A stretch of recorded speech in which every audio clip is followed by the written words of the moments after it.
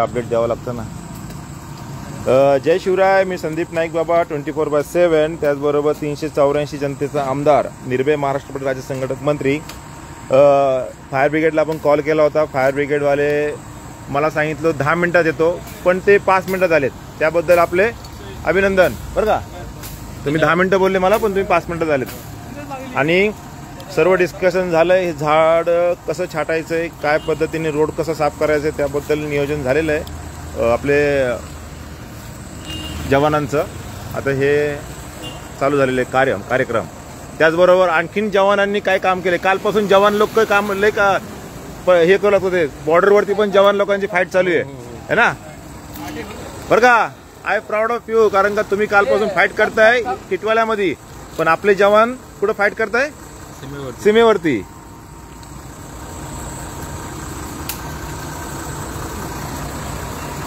कल्याण डोंबिवली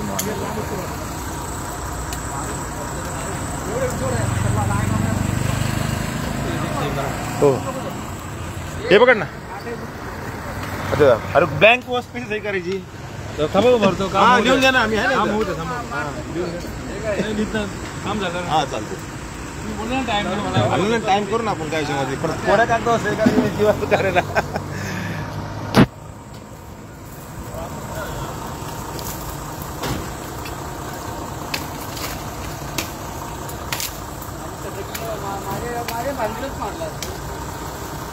बाकी इकडे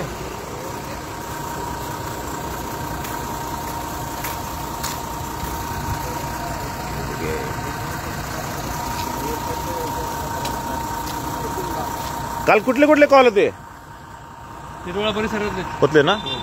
काय नुकसान वगैरे, हानी नुकसान काय, पत्रे बित्रे तुमचं। अच्छा, गाडी डॅमेज झाली, गाडी डॅमेज झाली ना नारायणनगरची वगैरे। जैसी करणी वैसी भरणी, आपण आपल्याला हानिकारक करून घेतोय। एक उत्तम उदाहरण, मी सकाळपासून आम्ही चर्चा करत होतो, बाजूला ओम चिंतामणी आहे आणि ह्या ठिकाणी हा भला मोठा टॉवर आहे। आपल्याला शिकवलं होतं लहानपणापासून, पूर वादळ याला नियंत्रित करण्यासाठी जंगलामध्ये झाडं असतात, गावाच्या नदीच्या आजूबाजूला झाडं असतात, त्याच्यामुळं झाडामुळं आणि झुडपांमुळं पूर हा कमी होतो, पुराचा गती कमी होते। आता काय झालंय, आपण ह्या ठिकाणी झाडं तोडून ह्या ठिकाणी कॉन्क्रिटीकरण केलेलं आहे। त्या कॉन्क्रिटीकरणामुळे काय होतंय, जी वादळ येतंय ते वादळ डायरेक्ट बिल्डिंगला आदळतं आणि त्याच्यापेक्षा जलद गतीने परत ते त्याचं मोमेंट बदलतं। आता मोमेंट बदललं ना, तुम्हाला सांगतो ना, ही झाडं कुठली पडलेली तुम्हाला भेटतील माहिती काय, झाडं ही पडलेली भेटतील 2 बिल्डिंगच्या मधली झाडं असतात ना, म्हणजे त्या ठिकाणी आहेत तिथं ती पडलेली आहेत। अतिवेगाने काल वारा येत होता, इथंच पडले। आता बाजूला ओम चिंतामणी आहे आणि हे इथे, या दोघांच्या मध्ये खूप हवा येणार आणि त्या हवेने ही झाडं मोठी मोठी पडलेली आहेत। आता ही जी हिरवा पाला दिसतोय तुम्हाला, ह्या हिरव्या पाल्याने आम्ही शिकलोय लहानपणापासून का इथून ऑक्सिजन भेटतो म्हणून वगैरे। आता हा ऑक्सिजन झाडं पडल्यानंतर झाडं मृत होणार आणि तुमचाच ऑक्सिजन तुम्हाला भेटणार नाही। याच्या पाठीमागं नाही का जनता हो आपणच झालेलो आहे।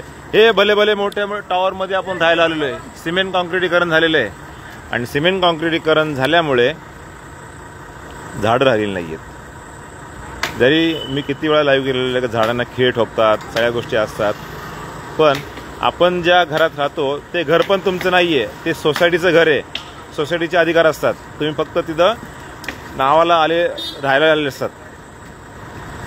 तर विचार करा, आपला देश हा कसा जपवायचा आहे तो चांगलापणे विचार करा। धन्यवाद। पुढील 10 मिनिटांमध्ये पूर्ण क्लीन होईल।